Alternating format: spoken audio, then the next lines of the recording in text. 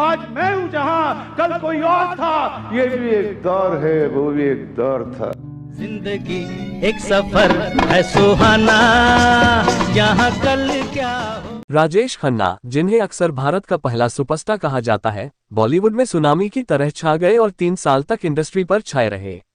1969 से 1972 के बीच उनके नाम 1 नहीं, 2 नहीं, 10 नहीं, बल्कि 15 से ज्यादा ब्लॉकबस्टर फिल्में दर्ज थीं। फिर अचानक से ये लहर थम गई, जो पहले भयावह ऊंचाइयों पर पहुंच गई थी। सिनेमा की दुनिया से लगभग बाहर के व्यक्ति खन्ना अचानक ही प्रकट हो गए। उन्होंने मात्र 5 वर्षों में ऐसी आश्चर्यजनक सफलता का अनुभव किया कि उन्हें वर्णित करने के लिए सुपरस्टार, घटना और मेगास्टार जैसे नए शब्द गढ़ने पड़े। उन्होंने चिल्लाती महिलाओं, लिपस्टिक से सजे वाहनों, माताओं द्वारा उपचार के लिए लाए गए बीमार बच्चों आदि के दिलों पर कब्जा कर लिया। उसके बाद गिरावट उतनी ही आश्चर्यजनक थी जितनी चढ़ाई। लगातार 15 बॉक्स ऑफिस सफलता के बाद 7 शानदार आपदाएं उतनी ही शर्मनाक थीं जितनी कि वे हैरान करने वाली थीं। उसके बाद सन्नाटा, प्रशंसा और प्रशंसा को रोकना, पिछली गलतियों को याद करना और शांति का दौर आया।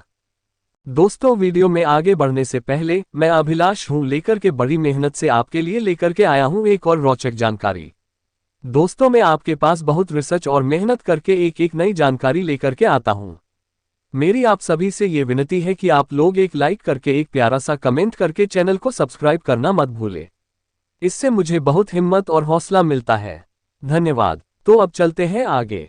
राजेश खन्ना, अस्वीकृति के वश। राजेश खन्ना 1942-2012 की मृत्यु को 11 साल बीत चुके हैं। वो एक अकेले और नाराज व्यक्ति थे जिन्होंने अपने प्रशंसकों से कई सालों तक अस्वीकृति झेली, जिन्होंने पहले उन्हें खून से लथपथ पत्र लिखकर उनके लिए अपने अंतहीन प्यार को व्यक्त किया था। आज उनकी पुण्यतिथि पर कोई भी सवाल उठा सकता है कि कैसे वही प्रशंसक इतने बेवफा और चंचल हो गए कि अमिताभ बच्चन के इंडस्ट्री में छा जाने के बाद उनके प्रति निष्ठा बदल गए। Amitabh Bachchan, the angry young man. Khanna Bachchan की इस छवि से चकित थे, भले ही उनकी प्रतिभा और आकर्षक आकर्षण ने उन्हें पर्दे पर उतारा हो।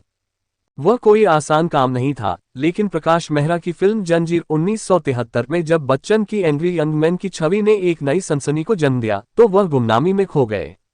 जावेद अख्तर को बच्चन को एंग्री यंग मैन की छवि देने का श्रेय दिया जाता है, जिसके बारे में माना जाता है कि उन्होंने अपने पटकथा लेखन सहयोगी सलीम खान के साथ मिलकर खन्ना की छवि को बदलने में मदद की। शोले, दीवार, डॉन और जंजीर जैसी फिल्मों में सलीम जावेद की जोड़ी ने उस समय की निराशा और गुस्से को चित्रित करने में कामयाबी हासिल की। सलीम जावेद फैक्टर। यह अप्रत्याशित है कि खन्ना ने सलीम जावेद के साथ सहयोग नहीं किया, जो 1970 के दशक में सबसे अधिक मांग वाले लेखकों में से एक बन गए थे। आखिरकार ये खन्ना ही थे जिन्होंने अपने कठिन समय के दौरान तमिल हिट हाथी मेरे साथी 1971 के रीमेक के लिए पटकथा लिखने का मौका पाने में उनकी सहायता की थी। ऐसा माना जाता है कि उनके कथित स्टार हिट अंदाज, गुस्से और रवैये ने बाद में स्टार लेखकों को परेशान कर दिया।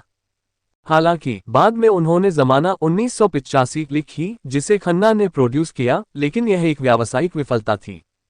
खन्ना ने भी अन्य मशहूर हस्तियों के विपरीत अनुकूलन के दबाव का दृढ़ता से विरोध किया और फिल्मों की एक ही शैली के साथ चिपके रहे।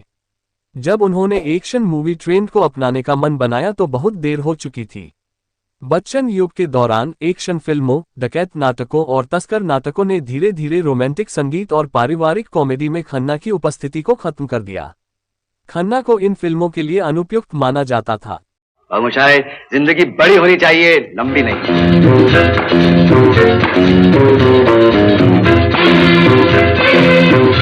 मैंने तुमसे कितनी बार कहा है पुष्पा, मुझसे ये आंसू नहीं देखे जाते। आई हेट काका बिग बी। 2 अलग अलग सितारे। खन्ना को बच्चन की तरह अनुशासित और समय पर काम करने वाले अभिनेता के रूप में नहीं जाना जाता था। वह हमेशा सेट पर देर से पहुंचते थे और अक्सर अपने सह कलाकारों को घंटों इंतजार करवाते थे। परिणामस्वरूप कई निर्माताओं ने उन्हें साइन करने से मना कर दिया। परिणामस्वरूप खन्ना को बासु भट्टाचार्य आविष्कार 1974 और बासु चटर्जी चक्रव्यूह 1978 जैसे अपरंपरागत फिल्म निर्माताओं के साथ काम करने सहित हर संभव प्रयास करने के बावजूद सफलता पाने के लिए संघर्ष करना पड़ा। इसके अलावा वो व्यक्तिगत स्तर पर बहुत ही निजी व्यक्ति थे और ऐसे क्षेत्र में लोगों के एक छोटे समूह के साथ घूमना पसंद करते थे जहां नेटवर्किंग हमेशा एक प्लस रही है। पीछे मुड़कर देखने पर ऐसा लगता है कि वह कई कारणों से हार गए थे, जिनमें से कुछ उनके नियंत्रण से परे थे और जिनमें से कुछ निस्संदेह उनकी अपनी करतूत थी। अमिताभ ने सबको पीछे छोड़ा। खन्ना की उम्र सिर्फ 32 साल थी जब उनके प्रशंसक बच्चन के प्रति अपने बढ़ते लगाव के कारण उनके खिलाफ हो गए थे। इसके बाद बच्चन ने खन्ना को शीर्ष स्टार के पद से हटाने के लिए बहुत तेजी से कई मेगाहिट फिल्में दी। अपने बेहतरीन प्रयासों के बावजूद वे कभी भी अपनी सफलता को दोहरा नहीं पाए।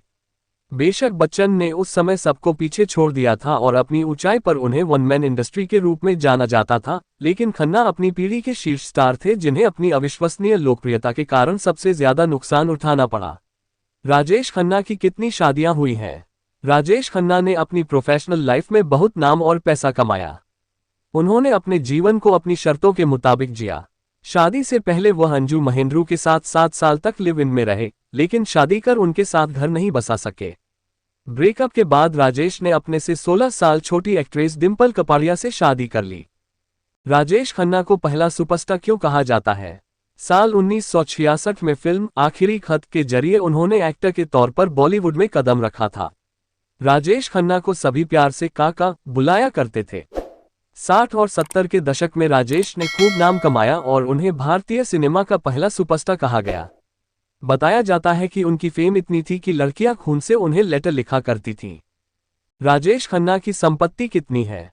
राजेश खन्ना की संपत्ति को लेकर तमाम रिपोर्ट्स में दावा किया गया है कि उनके पास 1000 करोड़ रुपए की संपत्ति थी, जिसे वो अपनी बेटियों के नाम कर गए थे। राजेश खन्ना की कहानी क्या है?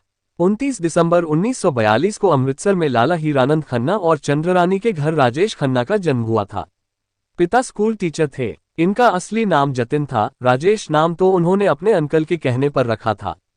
1947 में जब देश में विभाजन का दौर आया तो उनका पूरा परिवार अमृतसर में आकर बस गया। राजेश खन्ना की कितनी पत्नियां हैं? हालांकि सिर्फ प्रॉपर्टी और फिल्मों की वजह से ही काका चर्चा में नहीं रहे थे, बल्कि डिंपल कपाड़िया से उनकी शादी भी खूब सुर्खियों में थी। राजेश खन्ना ने डिंपल कपाड़िया से 1973 में शादी की थी। शादी के बाद दोनों ट्विंकल और रिंकी खन्ना के माता पिता बने। हम भगवान से ये प्रार्थना करते हैं कि राजेश खन्ना जी की आत्मा आज जहां कहीं भी है उन्हें शांति मिले। आज के लिए इतना ही। आशा करते हैं आपको आज का वीडियो भी पसंद आया होगा। अगर वीडियो पसंद आए हो तो वीडियो को लाइक करके चैनल को ऐसी ही नई जानकारियों के लिए सब्सक्राइब करना मत भूलें। अपने परिवार और अपने अपनों के साथ स्वस्थ रहे, सकुशल रहे। धन्यवाद।